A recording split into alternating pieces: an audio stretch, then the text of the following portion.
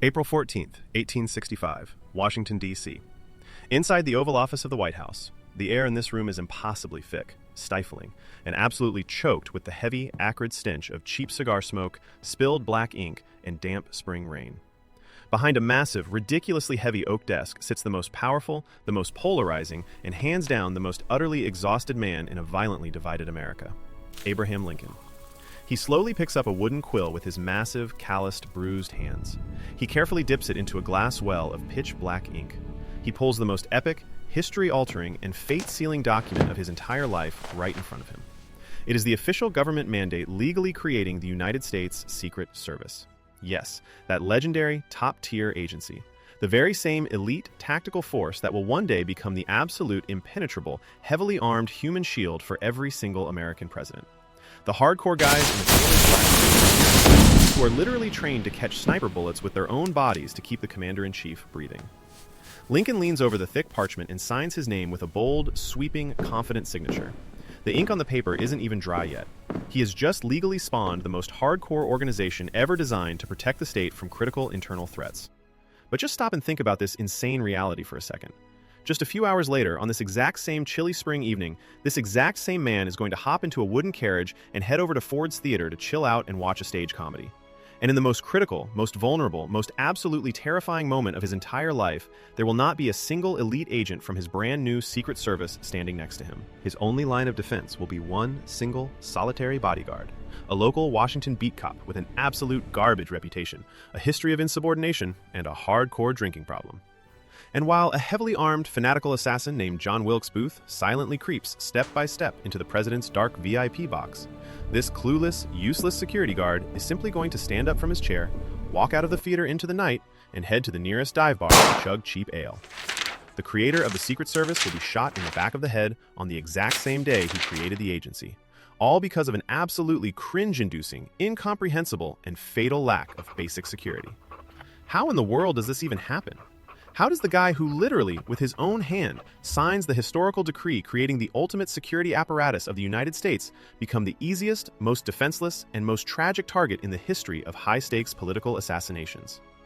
We are all so used to perceiving Abraham Lincoln through this one, tired, repetitive mainstream stereotype. We look at the $5 bill and we see an endlessly exhausted, wise old grandpa with deep, sad wrinkles. We see a melancholic, soft-spoken nerd in a permanent, ridiculously tall black top hat. We see the great philosopher who delivers epic speeches about freedom and breaks the iron chains of slavery. But come on, let's be totally real here. That is just a convenient, sanitized, incredibly boring high school myth. In reality, this guy was never some fragile armchair philosopher. In his youth, he was a literal, ruthless, physically indestructible machine built entirely for wrecking his opponents. Standing at a massive 6 foot 4 inches tall back when the average guy was barely 5 foot 6, armed with freakishly long, muscular arms and a steel, vice-like grip, he fought in roughly 300 savage, bloody wrestling matches on the dirt arenas of the American Wild West. And out of those 300 ruthless, no-holds-barred street fights, he lost exactly one time. This wise old sage from your history textbooks is officially, legitimately inducted into the National Wrestling Hall of Fame in the United States. Seriously, how did this undefeated hand-to-hand Terminator, a man completely capable of snapping an attacker's ribs with his bare hands, let himself get shot in the back while sitting in a cramped, plush theater seat? How did the greatest political mastermind of the 19th century, a guy who completely outplayed the entire Confederate Army, make such a fatal, ridiculous, and epically disastrous glitch in his own personal security system? To truly understand this mind-blowing historical irony, we have to permanently ditch the luxurious, carpeted hallways of the White House and completely forget about beautifully signed laws.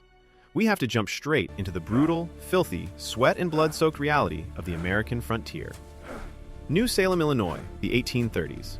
This is absolutely no place for nerds, poets, or the weak-hearted.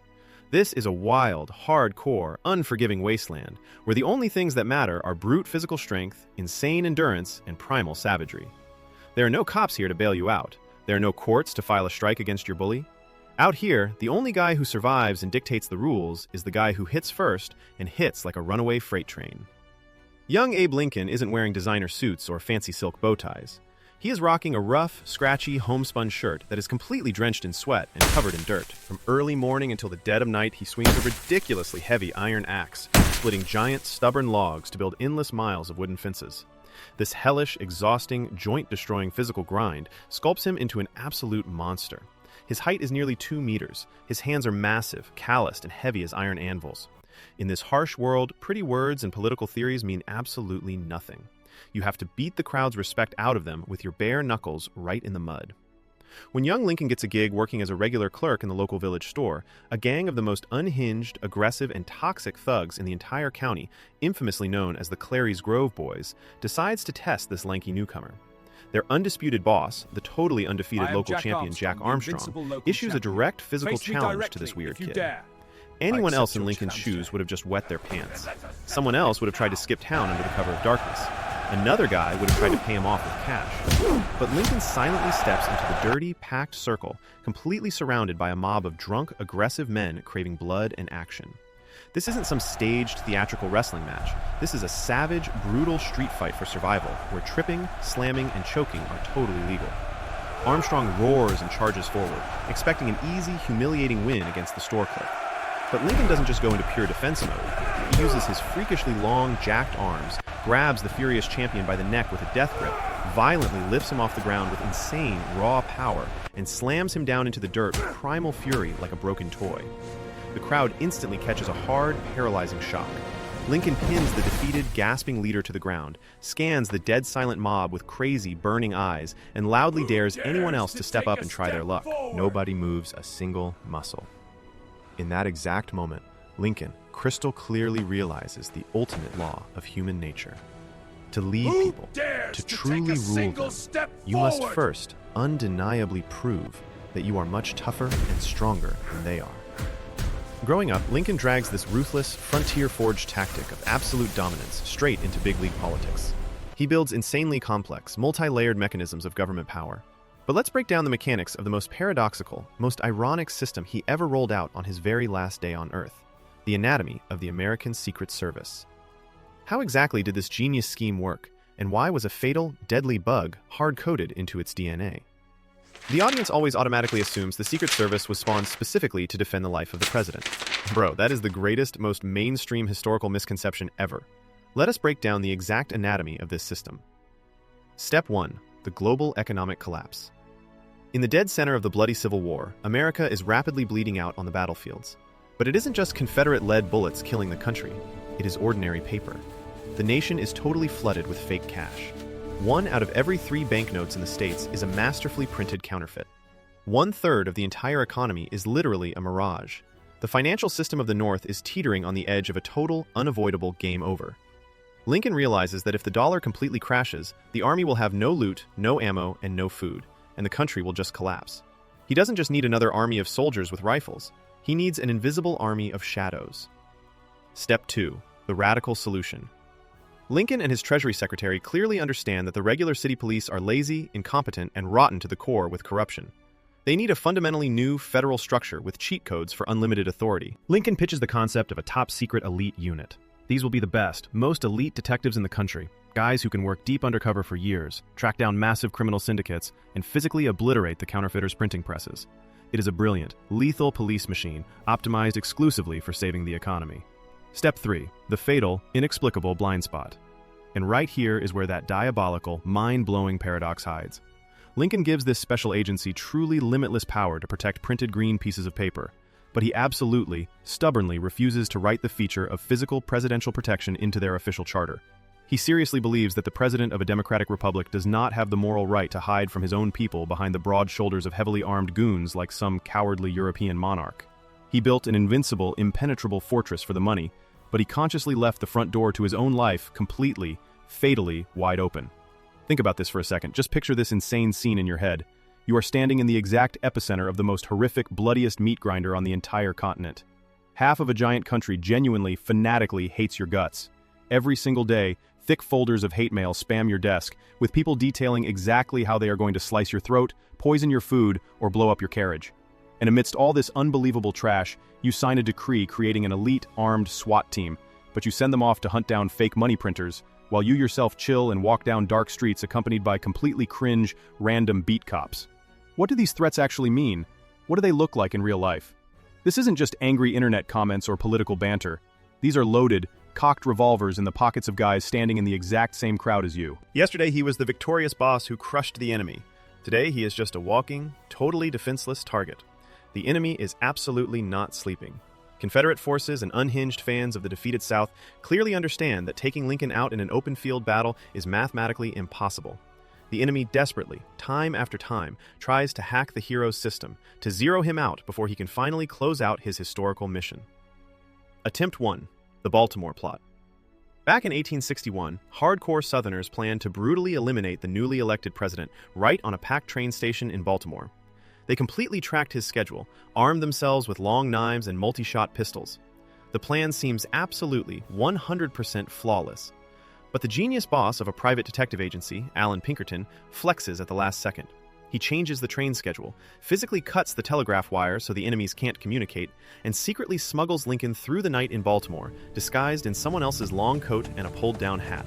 The enemy is left looking like absolute fools, clutching useless blades in the dark. Attempt 2. The Sniper in the Night.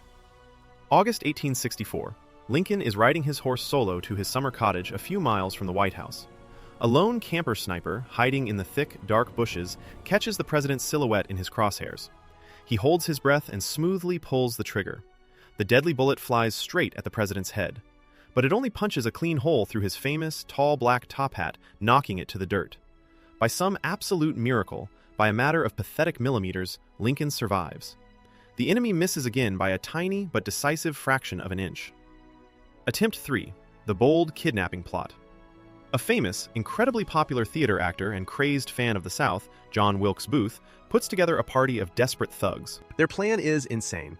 Kidnap the living president, drag him across enemy lines, and trade him for thousands of captured Confederate POWs. They set up a perfect ambush on a forest road where his carriage is supposed to pass. But at the very last second, Lincoln suddenly changes his plans and goes to speak at a totally different location.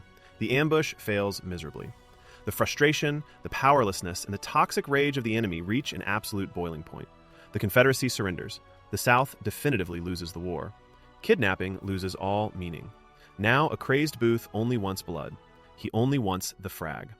The situation is rapidly accelerating toward the point of no return. The stakes have launched into the stratosphere. April 14th, 1865, just 5 days after the official finale of the bloody Civil War. In the evening, an exhausted but positive Lincoln decides to take his wife to Ford's Theater to catch a light comedy, Our American Cousin, to finally relax and decompress. On the morning of this exact same day, he signed that epic law creating the Secret Service. And this is where the craziest, most absurd, and epic fail of a decision in the history of American national security comes into play. The President of the United States is escorted in a packed public theater by just one single bodyguard. His name is John Parker.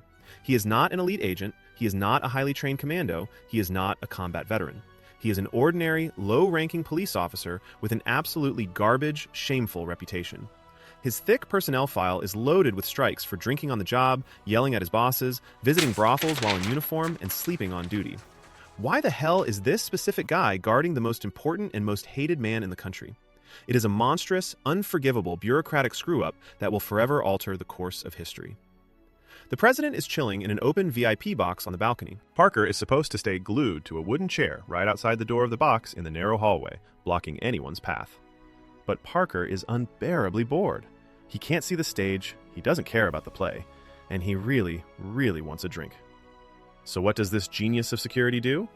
He simply stands up, leaves the most important post in the nation completely empty, slowly walks down the stairs, exits the theater, and heads to a dirty bar next door to peacefully chug ale with the president's carriage driver. The door to the leader of a massive nation, the door to the man who saved the country, is wide open. No locks, no security, no backup. At this exact same time, John Wilkes Booth walks into this exact same bar. He nervously downs a shot of strong whiskey to calm his nerves. He sees Parker drinking at the bar. He is 100% sure that the guard has left his post. The path is completely clear. If you are truly hooked by these dark dives into the shadows of history and the insane paradoxes that completely broke and rebuilt our world, make sure you take a second to hit that subscribe button. It seriously boosts our motivation to dig even deeper and drop even more top-tier videos exactly like this one. Now, let's watch how brutal history is made in complete silence. Booth walks out of the bar into the cool night air. He enters Ford's Theater without the slightest problem. Slowly, carefully trying not to let the old wooden floorboards creak, he climbs the stairs to the balcony level. He walks right up to the completely open, abandoned door of the presidential box. He pulls out a tiny, deadly pocket pistol, a brass Derringer. Nobody stops him. The Secret Service, the powerful, elite organization spawned by Lincoln just this morning, is getting ready to hunt for fake paper bucks across the country. The wrestling champion, the undefeated giant of the frontier, a guy who could have snapped this fragile actor-assassin's neck with his bare hands, is sitting relaxed in a soft, plush chair with his back to the door. He is laughing at another joke coming from the stage. Booth takes the final step forward, silently raises the gun, aims directly at the back of the president's head, and smoothly pulls the trigger. The deafening gunshot echoes through the frozen theater, instantly drowning out all the laughter. Abraham Lincoln takes fatal, unrecoverable damage. He will die the next morning in a bed across the street without ever regaining consciousness. But what happened to his flagship startup, the Secret Service? What is the ultimate, most bitter, and mind-bending irony of this historical drama? The elite agency created by Lincoln on the exact day of his murder officially began its work the next morning in default mode. While the broken nation wept and the president's body was hauled on a slow black train across America, Secret Service agents were successfully bagging counterfeiters. For decades, they defended the economy, seizing millions in fake bucks and raiding underground printing presses. But they absolutely did not protect presidents.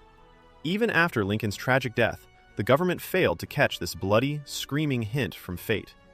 It took another 36 long, insane years and the brutal assassinations of two more sitting U.S. presidents, James Garfield and William McKinley, before Congress finally woke up from its delusion and officially shifted the responsibility of 24/7 physical protection for VIP number 1 to the Secret Service.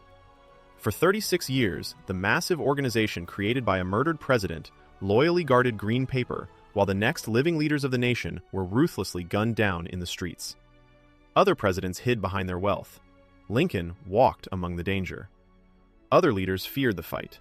Lincoln embraced it. And as for Abe Lincoln himself, the unbreakable, fearless brawler of the wild frontier, a giant with sledgehammers for hands who never lost a face-to-face brawl, fell victim not in a fair, equal PvP fight, but to a cowardly, rat-like shot in the back. He built brilliant, insanely complex systems to save the nation from economic collapse. He saved the Union of States from breaking apart and total destruction. He permanently shattered the chains of slavery. But in the very endgame, at the absolute peak of his greatness, he could not save himself from one random beat cop who just wanted to drink a beer in the middle of his shift. It is a terrifying, mind-blowing testament to an absolute historical truth. You can build the best, most expensive security system in the world, and you can be physically